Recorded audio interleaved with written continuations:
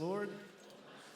I had to say that because Pastor Chris isn't here tonight, so it felt wrong not to say that with him. He's in Georgia this week at a pastor training thing. He's actually one of the guys that's training pastors and preachers on communication. So just pray for him as he's gone this week, and we're so glad that we have the pastor that can do that can train other people. Tonight we have a special treat for you, though. One of my friends is here. His name is Jonathan Pitts. And I thought a lot about how to introduce Jonathan. I thought about, I probably met him 10 years ago. He was a manager and road manager for a friend of mine named Anthony, who's here tonight as well.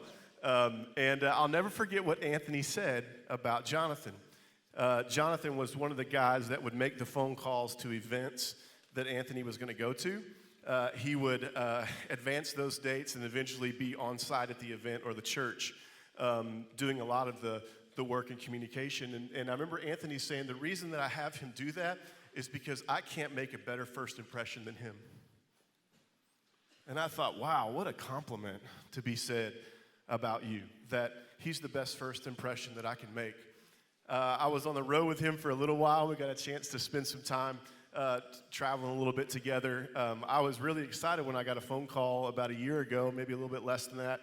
And he said, hey, I've been living in Dallas for the last several years, but I think I'm moving to Nashville. And I said, awesome, bro, that's great. And he said, I want to look for a house. Is there any houses available? I said, there's 2 available in our neighborhood. And believe it or not, he came and looked at some houses, and he bought a house in our neighborhood. And in fact, he bought one that's almost right across the street from me. And so I get a chance to see him on a regular basis and his family, and it's just such a great thing to be able to introduce you to a friend of mine. So a couple things you need to know about Jonathan. One, don't let him borrow any plates or pans from your house because he will not return them. That's the first thing. Number 2, he loves the Philadelphia Eagles and the Phillies.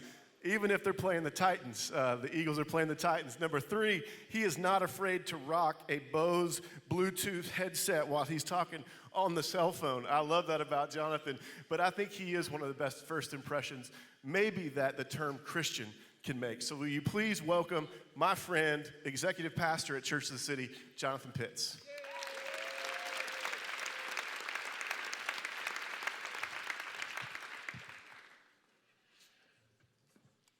Well, good evening. How you doing? Y'all good, doing okay? Y'all got to talk to me a little bit. Like, you're a little bit quiet, so just feel free to talk back to me. But I got to say, I spent a lot of time with Michael over a few years, and there are 2 things. A lot has changed about me, Michael and I.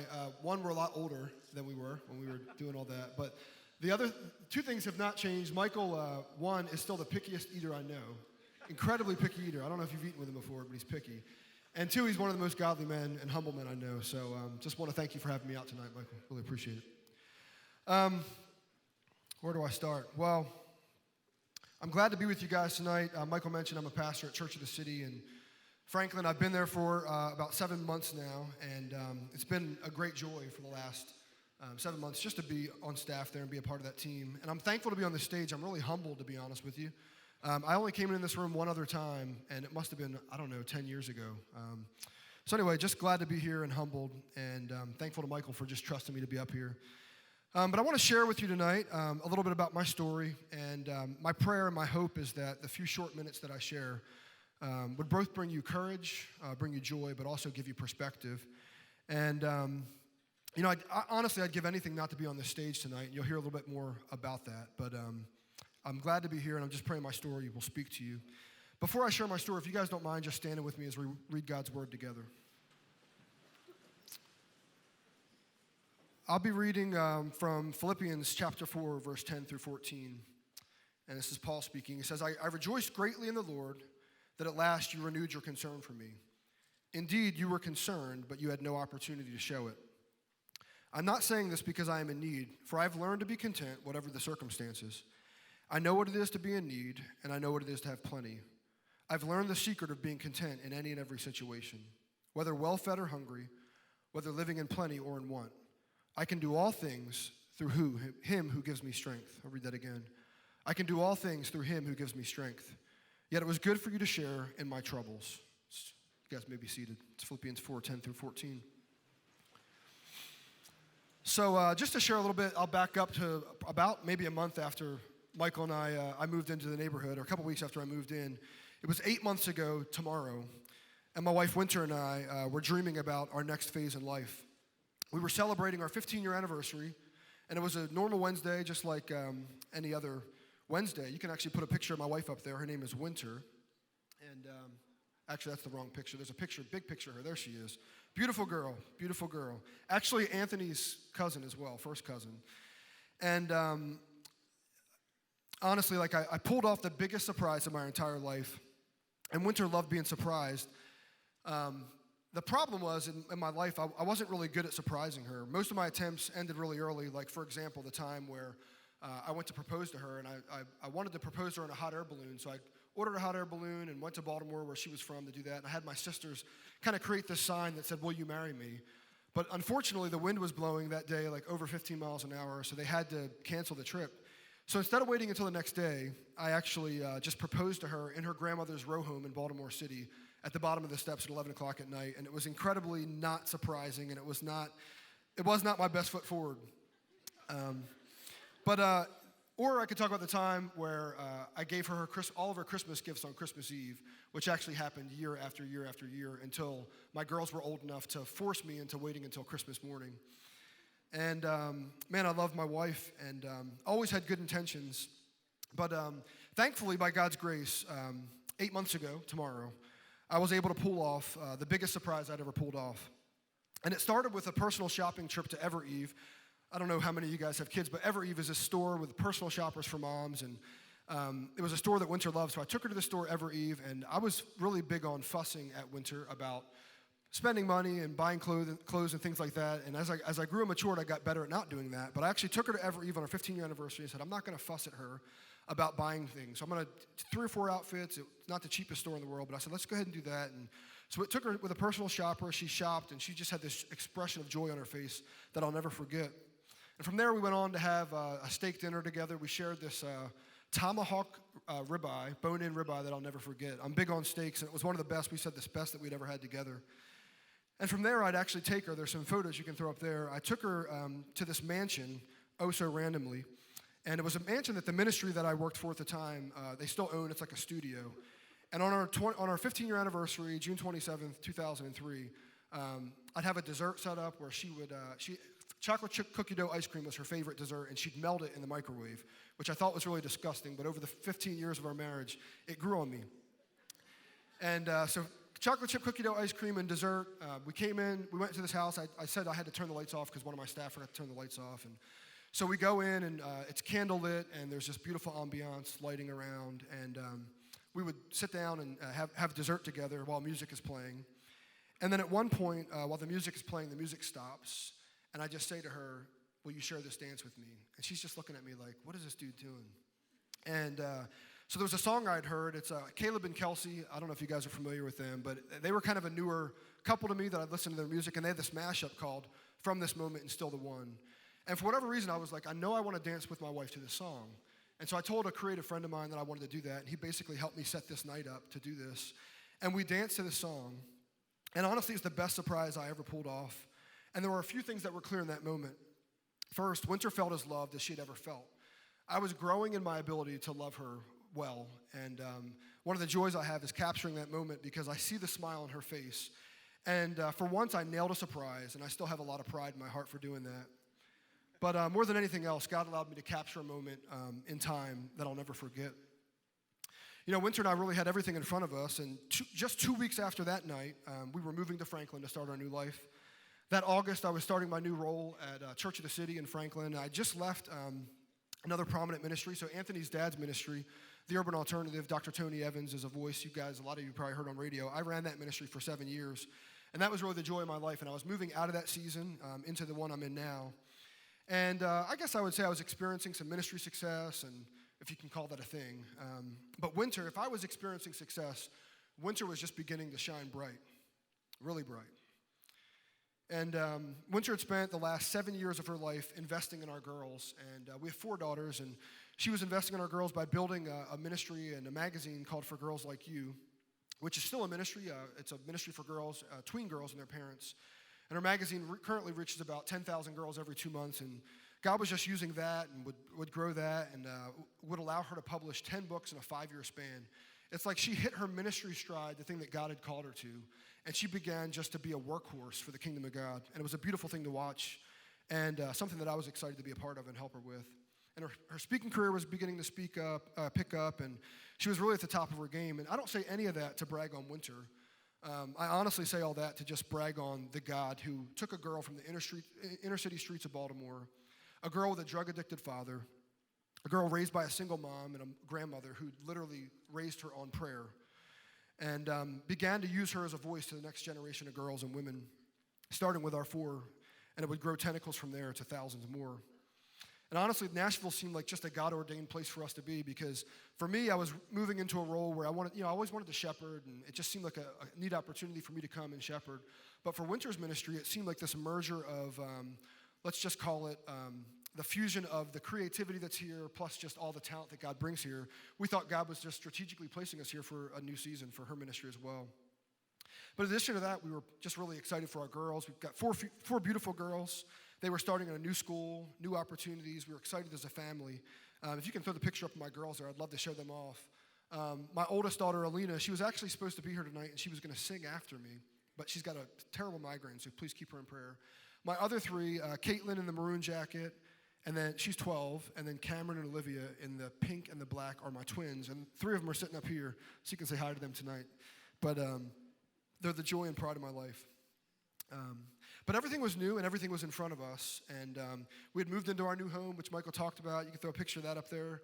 And we were just excited. You can see the joy in our faces there. So on July 6th, 2018, we sold our home in Dallas and moved out. July 9th, 2018, we moved into our new home.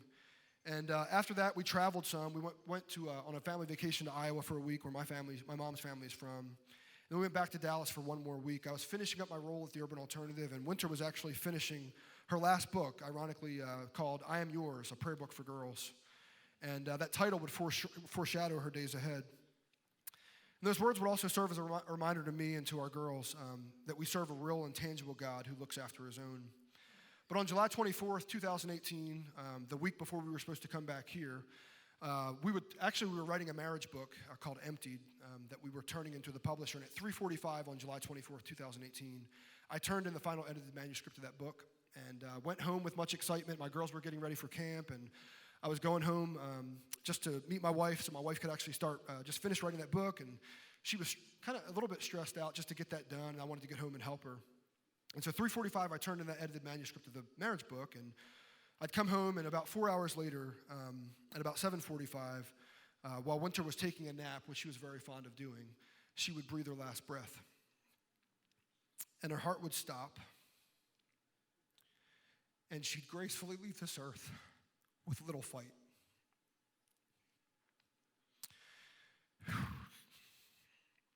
You know, the grace and the relaxation with which she left this world are the same grace and relaxation with which she lived.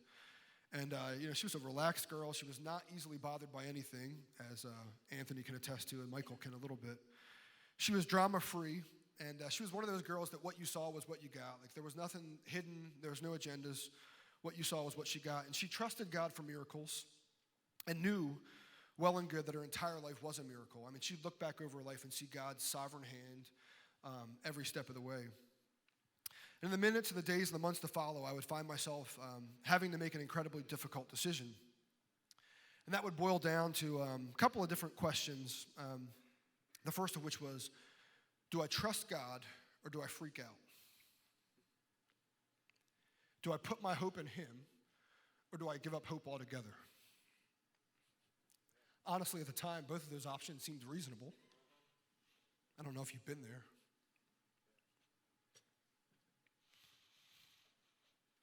Our circumstances would swing and sway back and forth, moment by moment, from one day to the next. And our emotions would swing from one moment to the next, as you can imagine.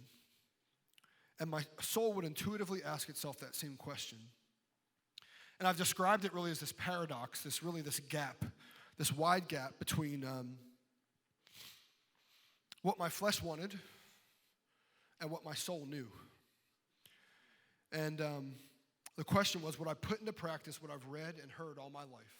The songs I've sung about, the things that I've read and the things I've said as a Christian, or would I abandon my faith and figure things out on my own? And I'd make the conscious choice to trust God, and in so doing, I'd find this solution in this paradox. I'd find joy in sorrow. I'd find peace in chaos. I'd find courage in the fire. And ultimately, I'd find freedom over the bondage that was waiting for me at every turn. Honestly, I don't even know what took over me at the time. I remember every moment of it, but I don't know what took over me. And I remember standing in the emergency room. We had rushed off to the hospital, and I was calling friends and texting friends, just telling them to pray for my wife. She's not breathing. And I'm standing in the emergency room outside of the doors. They're working on my wife. My 3 youngest girls were with me down the hall with other family that had showed up. And as I'm standing there, I already know in my mind there's a good chance that my wife won't be here when I walk in that room. And so the doctor comes out, one of the emergency room doctors comes out and says, hey, we had a pulse, but the pulse, it's gone, and we think you probably ought to come in and just say your final goodbyes to your wife. So I went in, but I went in resolved, and I'd already made a choice in my mind. I was thinking about, do I freak out? Yeah, there was this wrestling in my soul, like, should I freak out or should I just trust the God that's got my life and my situation? And it was like this literal conscious feeling and fight inside of me. And I made this choice that I'm gonna trust God. And so I went in, and I kneeled down beside my wife as they're still working a little bit on my wife. And I knew she was gone in that moment, that she was leaving. And I kneeled down beside her, and I was just caressing her hair, her long hair. Kissed her face, her warm face. And not knowing what else to do, I kneeled down beside her doing all that, and I began to sing. And I sang, you give life, you are love. You give light, you bring light to the darkness. You give hope, you restore every heart that is broken. Great are you, Lord. And I just sang the verses as well as I knew them in that moment, the chorus as well as I knew it in that moment. And it was a reminder to me that the woman that I loved was not left. And it was a reminder to her of where she was going. And I sang it through a couple times, and I just said to her, I love you, Winter Danielle Pitts, and I'll see you soon. Minutes later, I'd have to walk into a room where my youngest 3 girls were waiting for me. And by that time, my oldest girl had gotten there too. And what was wonderful is I had a lot of family there. My boss, Dr. Evans, had gotten there, my uncle, other family, Anthony's sister, Priscilla. They had all gotten there to the hospital. And I remember having the same choice. Do I freak out or do I choose to believe God? And again, I chose belief. And as gently but as confidently as I could, I led my girls through what was actually happening, not what I thought was happening, freaking out in this moment of, the loss that you're experiencing and all the chaos, but I just confidently told my daughter where their mom was and what was really happening in that moment. I assured them that their mom, that when their mom left this earth, it wasn't a moment where God stopped loving her, but it was a moment where God's love got all the more real for her. I remember there's a verse that I've known, I've kind of recited for a long time. We have this hope as an anchor for our soul, firm and secure. We have this hope as an anchor for our soul, firm and secure. And I remember reciting that verse over and over again in my mind just to remind myself of the truth. It was the longest night of my life. We gathered as a family late that evening. All of my family, the Evans family, are there, and my brother-in-law Sean. We gathered at his house. This is Winter's brother. We gathered at Sean's house, and we're all sitting around talking. And I actually got a devotional in my email that day that just spoke to me, and I read it to the family because it spoke so richly to me. But I was feeling alone and abandoned and scared and hopeless, and all those feelings that you feel when you go through loss. Still in a bit of shock. And my girls were feeling it too.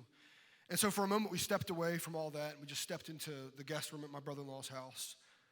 And I literally didn't know what to say to my girls. And so we just laid on the bed, and I laid there and I laid them on top of me, and together we worshiped. And I sang, it's your breath in my lungs, so we pour out a praise, pour out our praise. It's your breath in our lungs, so we pour out our praise to you only. Great are you, Lord. And they sang it with me. And we just worshiped. In the darkest hours of our night, the darkest hours of our life, we just worshiped. Honestly, it's been the darkest night of my life for the last 7 months. I've cried a lot. My girls have cried a lot. We've lashed out in anger at each other and at others. We've been anxious. We've tried to rush out of this place, or I've tried to rush. Like for me, my fight isn't like looking back of like, oh my gosh, like how do I get back? My fight is like, how do I get forward as fast as I can and rush out of this moment? And can have this tendency to kind of leave my girls behind in that. And so we've had all those different feelings, and but though we've been imperfect, we've been really intentional about choosing God and choosing to seek Him over everything else, choosing to pray and choosing to worship. There's the verse that we read earlier in Philippians, really reminds me of my life over the last 7 months. And the Apostle Paul is speaking to the church in Philippi, which is a church that he planted, and he's writing this letter about 10 to 15 years after having planted that church. He's in prison in Rome. It's around AD 61, and he's gone through tremendous suffering for the sake of the gospel. And he's not writing from this place of theology or this place of thought leadership. He's really writing from a place of experience.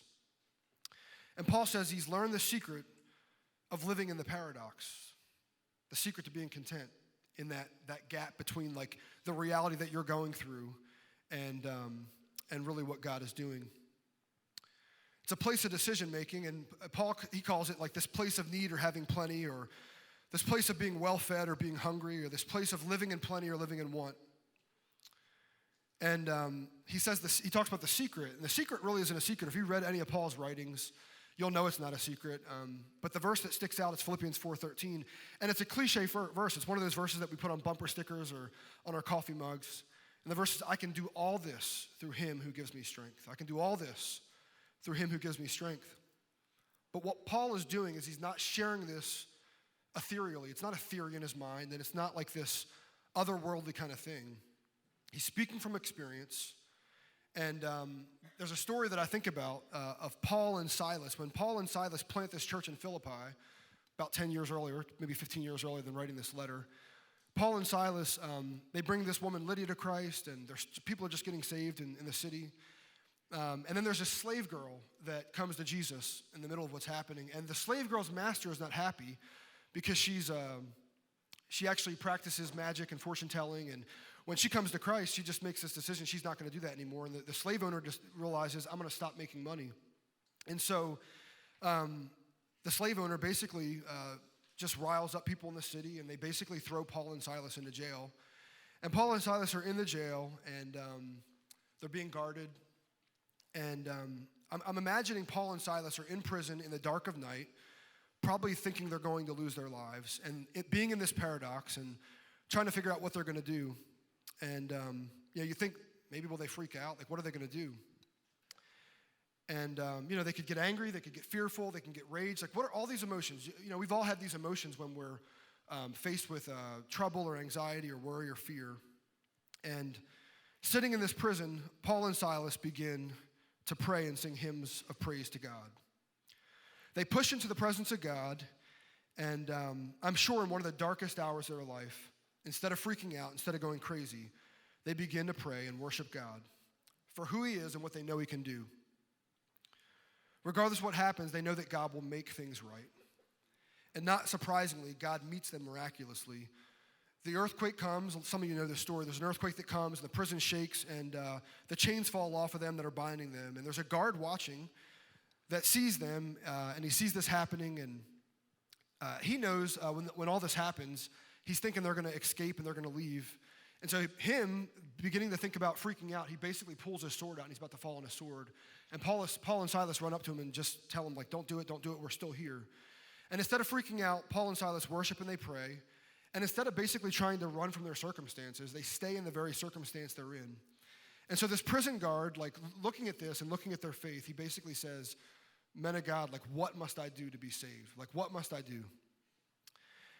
And in the middle of their chaos, in the middle of this margin that they have, this paradox, this gap between this decision they have, they choose God's way. And in their imprisonment, they bring about salvation of one guard.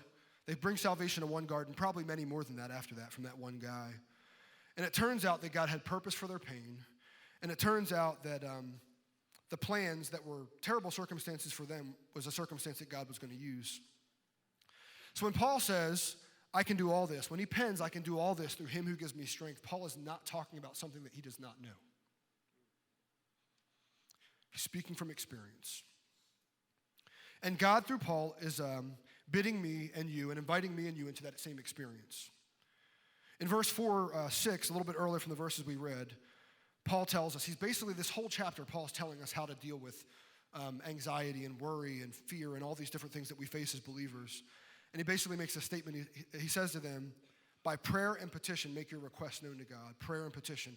What's beautiful is in that verse, when you look at it and if you study it, which I don't do a lot of Greek and old study of God's word very deeply. I'm more of an executive pastor than a teaching pastor. But that's actually the idea of worship. And the idea of drawing close to God in worship and prayer and choosing to worship and choosing to pray. You know, I've gone through a lot these last 7 months, and a lot of the times people ask me, like, how are you doing this? And I literally have one response to them, and I simply say, it's not me, it's God. Over and over again. It's the only thing I have to say. It's not me, it's God. And when I say that, I'm basically saying, I can do all this through him who gives me strength. And before, to me, that was like a theory and a verse that was on my coffee cup and on my bumper sticker. Not really, I'm not that old school, but, like the proverbial bumper sticker and coffee mug. But now, like, I'm walking this life and I'm realizing that I can do all this through him who gives me strength. And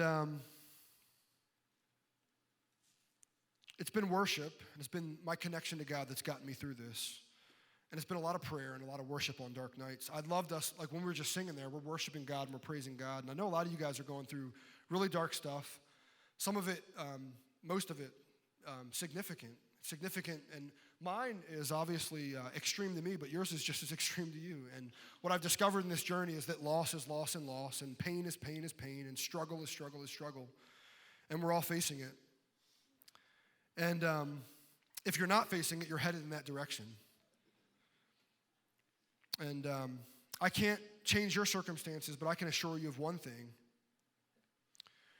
It's only going to be your prayer and your worship that are going to take you through. It's going to be your nearness to God that is the secret to getting through all those things. And I can confidently say to you, just like I've said to my girls, and I say to myself in moments, because I still have moments where I don't feel like I can get through, but in those moments I can do all this through him who gives me strength. And your circumstances might not change, but it's your choice to act as if God is telling the truth that makes all the difference in the world. And it's your choice to act as if God is telling the truth and drawing near to him that will make the difference.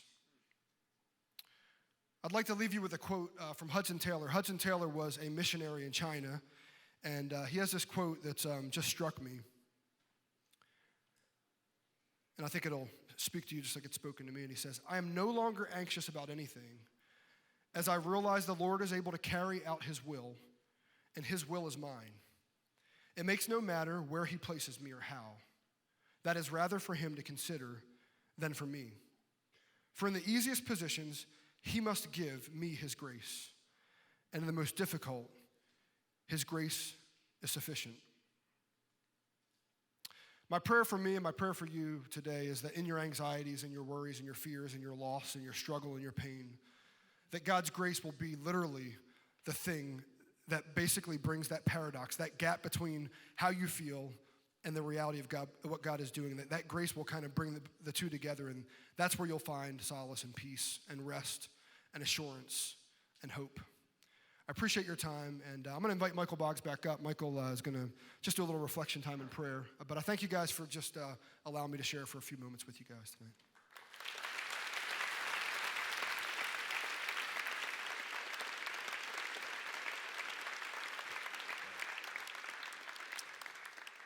Thank you, Jonathan. Just inspired by your bravery, and thank you for sharing with us tonight, being vulnerable. I want us to take about 120 seconds here just to process some of the things that Jonathan said. If you would just kind of get into a comfortable place, and I just want to ask a couple of questions that Jonathan asked in his message. One of those is, where are you currently experiencing sorrow or suffering? That at a deeper level is an invitation to trust the Lord more. As Jonathan said, the choice to freak out or trust God. Are there places in your life where you have the option to worry and fret and be anxious? Where uncertainty is the only certainty? And you have the choice to sit in that and freak out or trust the Lord.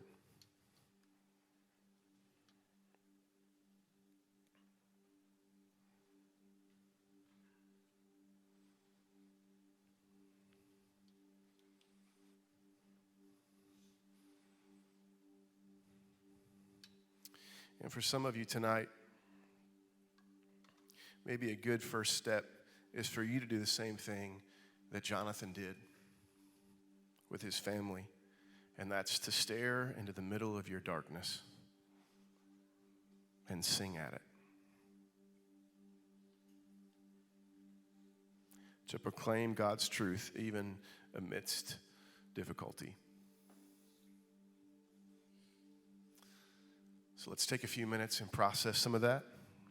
And the worship team is going to sing a song over us here in just a moment.